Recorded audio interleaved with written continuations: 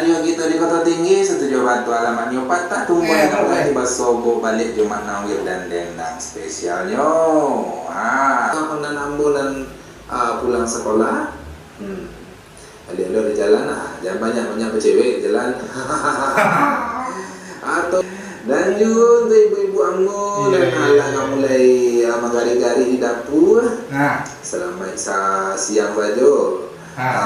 Tungguan lah sambal untuk suami itu beko guna lama makan malam beko nyo.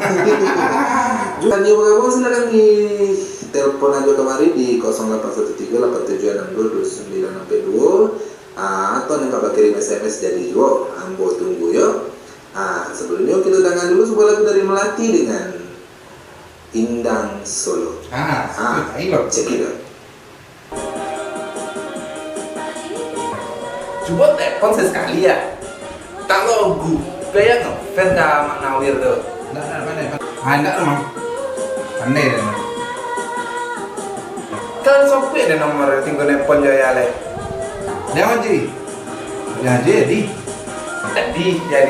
dia kalau. Dia aja ya.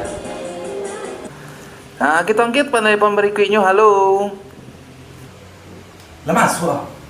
Alah. Halo. Oi, Manawir.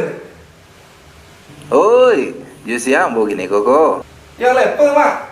Kau Manawir kan? Aneh. Oh, di mana yang lepe koko? Di Labuang. Minta lagunya, Mak. Kuliah.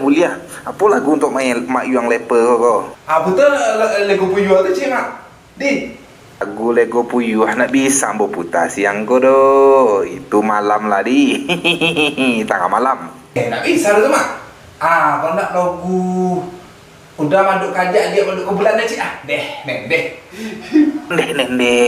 Ya bona podih lagu mak lepe ko ini ko Kasih ya kau kirim lagu ko mak lepe. Kiriman untuk Pak Wali saudara, Mak. Pak Wali di Sujua. Untuk kawan-kawan Bawa di pajak. Untuk menakan awak cik si ada lah kita kau bini. Ayo. Tu untuk kawan-kawan berkongsi. Lalu hari padi sebut malam kan, Mak. Lah cukup mak lepe ya. Alah tak kirim ke orang kampung sadonya lagu udah maduk adik maduk kabulan. Terima kasih Malepe. Ya Malepe. Lama telepon kita disetujui sebentar kau ya di Lakuang. Untuk kawan-kawan sama-sama bobu. Bobu besok kau di Pangkalan. Kau dah untuk nasi saudara lama. Motin emang.